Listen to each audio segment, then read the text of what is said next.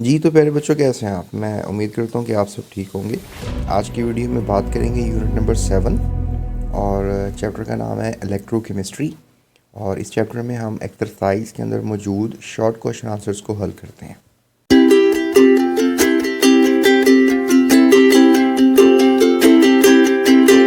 जैसा कि बच्चों आप देख सकते हैं, टोटल 6 क्वेश्चंस हैं। इनको हम हल करेंगे और फिर लॉन्ग क्वेश्चंस को जो है वो हम हल करेंगे। पहला क्वेश्चन है, what is oxidation state? Oxidation state जो है ये क्या होती है? देखें प्यारे बच्चों, किसी भी एलिमेंट को देखें तो उसका कोई ना कोई ऑक्सीडेशन स्टेट होता है। जैसे ऑक्सीजन -2 होता है, नाइट्रोजन जो है वो -3 होता है। तो इसको बाय वर्ड्स हम जो है वो जज कर लेते हैं। जैसे कि आपको स्क्रीन पे नज़र आ रहा है कि जो ऑक्सीडेशन स्टेट होता है या ऑक्सीडेशन नंबर होता है, ये आप कैसे किसी भी एलिमेंट का जज कर सकते हैं। ऑक्सीडेशन स्टेट जो होती है या ऑक्सीडेशन नंबर जो होता है, इसको कहेंगे आप number of charges an atom will have in a molecule और अ कंपाउंड। कि किसी भी एलिमेंट के या कंपाउंड के ऊपर जो उसके ऊपर चार्ज शो किया जाता है। जैसे फॉर एग्जांपल अगर मैं आपसे बात करूं, अभी जिस तरह ऑक्सीजन की बात की, तो इसके ऊपर चार्ज शो किया जा रहा है -2, तो यही इसका ऑक्सीडेशन नंबर होगा। और अगर आप लेट्स से दैट ऐसे लिख रहे हैं ऑक्सीजन -2, तो ये इसकी वैलेंसी होगी। और अगर आप किसी कंपाउंड के ऊपर जो है वो चार्ज शो कर रहे हैं, जैसे हमारे पास एक कंपाउंड है सल्फेट, तो that is going to be the valency. और SO4 नेगेटिव जो है उसका ऑक्सीडेशन स्टेट होगा। ऑक्सीडेशन स्टेट में ये होता है कि पहले इंटीजर लिखते हैं, बाद में जो है वो आप ये साइन लगाते हैं जो मैं आपको शो कर रहा हूँ। So the elements that show an increase in oxidation number are oxidised.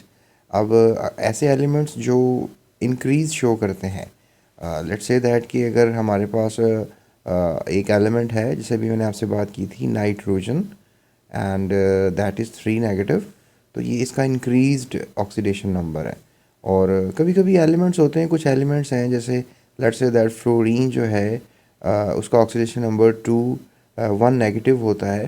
तो कभी कभी हम इसका ऑक्सीडेशन नंबर जो है वो शो कर सकते हैं लाइक दिस कि 2 नेगेटिव। तो आप कहेंगे सर 2 नेगेटिव तो जो ऑक्सीडेशन नंबर है फ्लोरीन का कभी भी नहीं होता। लेकिन द पॉइंट इज़ कुछ एलिमेंट्स होते हैं जिनका ऑक्सीडेशन नंबर चेंज होता है। जैसे फॉर एग्जांपल हम बात कर लेते हैं कार्बन की, 4 जो है वो नेगेटिव होगा। और कभी कभी जो है आप देख सकते हैं कि इसका लेट्स से दैट कि कार्बन 2 नेगेटिव के तौर पे भी बिहेव करता है। लेकिन आप अब कंफ्यूज हो जाएंगे कि सर हमने हमेशा इसको 4 या 4 नेगेटिव से ही पढ़ा है, तो आप 2 नेगेटिव की बात कर रहे हैं, तो that is quite wrong. Wrong नहीं है। कभी कभी ये 2 इलेक्ट्रॉन्स भी रिसीव करता है, बजाय कि ये 4 इलेक्ट्रॉन्स रिसीव करे। तो जब 2 इलेक्ट्रॉन्स रिसीव कर रहा है तो इसका ऑक्सीडेशन नंबर -2 है। और ज़्यादा इलेक्ट्रॉन्स अगर ये अपने एटम में एंटर कर लेगा तो फिर हम इसको कहेंगे कि इसका ऑक्सीडेशन नंबर जो है वो हो गया है 4 नेगेटिव। तो बहरहाल आप इसको डिफरेंट एलिमेंट्स के साथ ही सेंस कर लें कि ऑक्सीजन 2 नेगेटिव होता है, तो इंक्रीज्ड ऑक्सीडेशन स्टेट आप नाइट्रोजन का -3 ले सकते हैं। ठीक है। सो नेक्स्ट क्वेश्चन किया जा रहा है, what is the oxidation number of chromium in chromic acid? ये हमारे पास हाइड्रोजन क्रोमेट है, जिसको हम क्रोमिक एसिड भी कहते हैं। तो ऑक्सीडेशन नंबर निकालने का जो एक ईजी मेथड है वो मैं आपसे शेयर कर देता हूँ।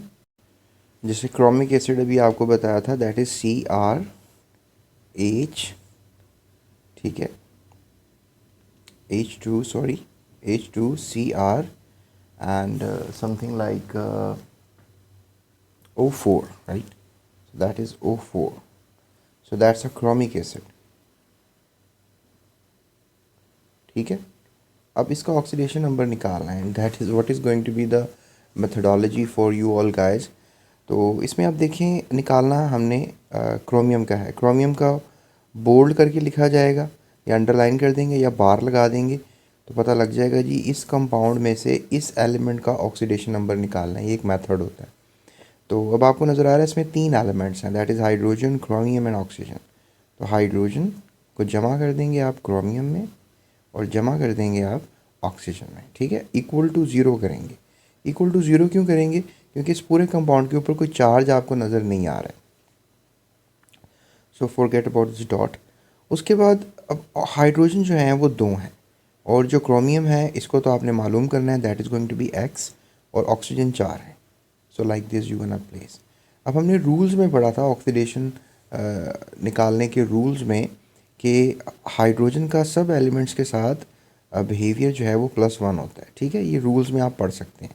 और क्रोमियम का मालूम करना है, और ऑक्सीजन का तमाम कंपाउंड्स के अंदर बिहेवियर जो है वो -2 होता है, तो लिहाजा =0 कर देंगे। अब क्या होगा, अब आपने इसका ऑक्सीडेशन नंबर निकालना है क्रोमियम का, तो लिहाजा इसको मल्टीप्लाई करें, that is going to be +2, और उसके बाद आप डेफिनेटली 4 को भी मल्टीप्लाई करेंगे, plus minus minus, and 4 2 are 8 =0। अब x का चूँकि हमने निकालना है तो बाकी वैल्यूज़ को उस तरफ ले जाएंगे इक्वलिटी के, तो लिहाजा x equals to something like 8 minus positive हो जाएगा, इधर आकर ये पॉजिटिव हो जाएगा इक्वलिटी के इस तरफ, और जो ऑक्सीजन और जो +2 है वो इधर आके माइनस हो जाएगा, तो x इक्वल टू 6, और ये प्लस लाजमी लगाना है आपने, एंड दैट इंडिकेट्स कि भाई जो क्रोमियम का ऑक्सीडेशन स्टेट है यहाँ पे +6 है, ठीक है। और यहाँ पे ऑक्सीजन जो है वो -2 के तौर पे बिहेव कर रहा है, और ये 4 एटम्स हैं, और हाइड्रोजन +1 के तौर पे बिहेव कर रहा है, ये 2 एटम्स हैं। सो आपने क्रोमियम का ऑक्सीडेशन नंबर निकालना था, आप लिख सकते हैं oxidation number of chromium is +6। So that is the method to solve this kind of questions. So I hope कि आपको पता लग गया होगा the oxidation number of chromium in chromic acid is +6। उसके बाद नेक्स्ट क्वेश्चन किया जा रहा है, identify reducing agent in the following reaction. अब रिड्यूसिंग एजेंट की बात हो रही है, so let's just check it out this kind of reaction. So आपको नज़र आ रहा है कि यहाँ कॉपर ऑक्साइड है, हाइड्रोजन गैस के साथ रिएक्शन कर रहा है, कॉपर बन रहा है, और इसमें जो है वाटर बन रहा है। अब इसमें हुआ क्या है कि कॉपर जो है उसका बिहेवियर +2 है, ऑक्सीजन का बिहेवियर -2 है, और साथ ही देखें आप हाइड्रोजन का कोवलेंट बॉन्ड है, दोनों एटम आपस में कोवलेंटली लिंक्ड है, और यहाँ पे कॉपर जो है वो न्यूट्रल हो गया, और यहाँ पे हाइड्रोजन जो है वो +1 बिहेव कर रहे हैं, और ऑक्सीजन जो है वो -2 इनके साथ बिहेव कर रहा है। सो ये मैंने सबके जो है वो ऑक्सीडेशन नंबर आपके सामने लिख कर दे दिए हैं। सो नेक्स्ट होगा क्या, अब देखिए जब कॉपर बेसिकली इससे 2 इलेक्ट्रॉन्स लेगा और ये न्यूट्रल हो जाएगा, ठीक है, तो यहाँ पर कॉपर +2 है, और यहाँ पे जो कॉपर है वो न्यूट्रल है, यहाँ पे ऑक्सीजन -2 है, और यहाँ पर अभी भी ऑक्सीजन -2 है, यहाँ पे हाइड्रोजन न्यूट्रल है क्योंकि इसके पास जितने इलेक्ट्रॉन्स हैं उतने ही प्रोटॉन्स हैं, इसके पास भी ऐसा ही है। लेकिन यहाँ पे देखें कि हमारे पास हाइड्रोजन जो है वो +1 हो गया है, तो आप कह सकते हैं कि जब कॉपर ऑक्साइड का रिएक्शन हाइड्रोजन गैस के साथ हुआ तो ये कॉपर और वाटर में कन्वर्ट हुआ, और ऑक्सीडेशन नंबर जिस एलिमेंट का चेंज हुआ वो है हाइड्रोजन, जिसका आप कह लें कि ऑक्सीडेशन नंबर बढ़ गया हुआ है।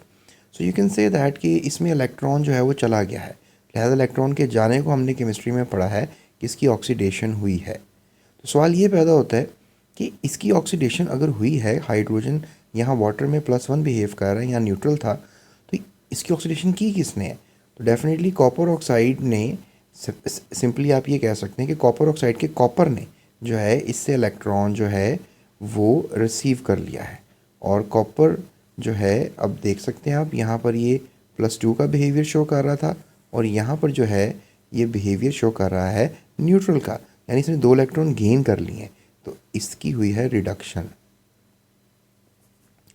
तो ये हुआ रिड्यूसिंग एजेंट, जिसकी रिडक्शन होती है वो बेसिकली जो है यू कैन से कि ऑक्सीडाइजिंग एजेंट, क्योंकि इसने इसको ऑक्सीडाइज़ किया है, किसको, हाइड्रोजन को, तो ये ऑक्सीडाइजिंग एजेंट हुआ, ठीक है, you can call it as oxidizing agent. तो यहाँ से हम ये सीख सकते हैं कि ये है रिड्यूसिंग एजेंट, हाइड्रोजन गैस जो है is acting like a reducing agent. तो लिहाजा ये आपने बात याद रखनी है इसी क्वेश्चन को लेकर, और मैंने इसको क्लेरिफाई कर दिया आपको। तो अब आप यहाँ पर कह सकते हैं कि first of all oxidation number assign कर दिए मैंने, और फिर हमने देखा कि ऑक्सीडेशन कॉपर का डिक्रीज़ कर गया, 2 से 0 हो गया, और कॉपर ऑक्साइड जो है वो एक ऑक्सीडाइजिंग एजेंट के तौर पे सामने आया, और हमने इसी में रिड्यूसिंग एजेंट बताना था। सिमिलरली ऑक्सीडेशन नंबर हाइड्रोजन का इंक्रीज़ कर गया 0 से +2 की तरफ, so therefore hydrogen is a reducing agent. So hydrogen gas जो है वो रिड्यूसिंग एजेंट के तौर पे काम कर रही है। उसके बाद क्वेश्चन है जी, why the plated steel is used to make food cans, कि प्लेटेड स्टील को ही आप, टिन प्लेटेड स्टील को ही क्यों यूज़ करते हैं फूड कैन के लिए? देखो, जब हमारे पास जो टिन की कवरिंग होती है, let's just take an example, ये हमारे पास एक टिन का एक केन है और इसके अंदर हमने कोटिंग कर दी है किसकी? टिन की। टिन इज़ बेसिकली स्टैनम, SN, ठीक है। तो इसको आप क्या बोलते हैं? स्टैनम। इसका लातीनी नाम जो है वो स्टैनम है, जिसको आप नॉर्मल लैंग्वेज में, इंग्लिश लैंग्वेज में टिन कहते हैं। इसको आपने कोट क्यों किया? लेट्स से दैट इसमें हमने पाइन एप्पल्स लेकर आने हैं, तो पाइन एप्पल्स के अंदर पानी होता है डेफिनेटली से टुकड़ों में।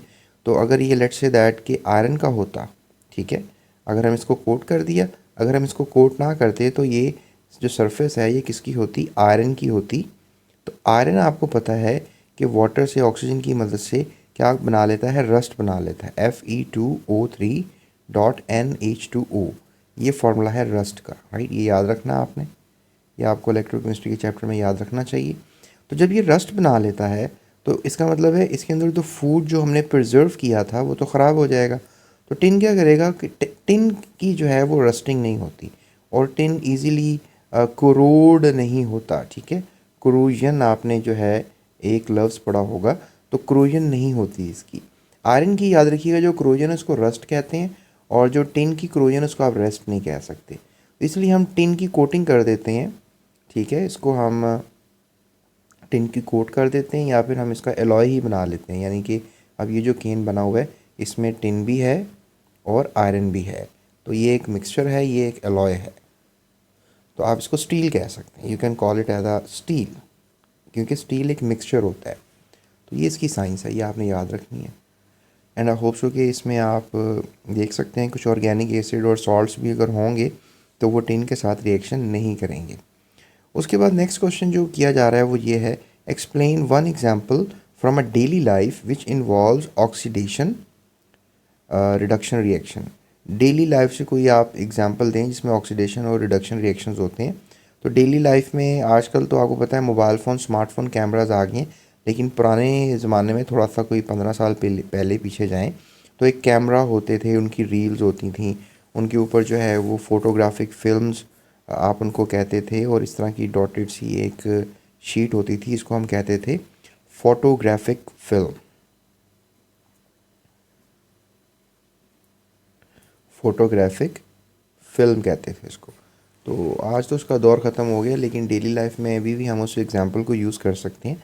अ photographic film is basically an emulsion of a silver bromide, ठीक है। इसके ऊपर सिल्वर ब्रोमाइड जो है वो हमने स्क्रीन पे किया होता है।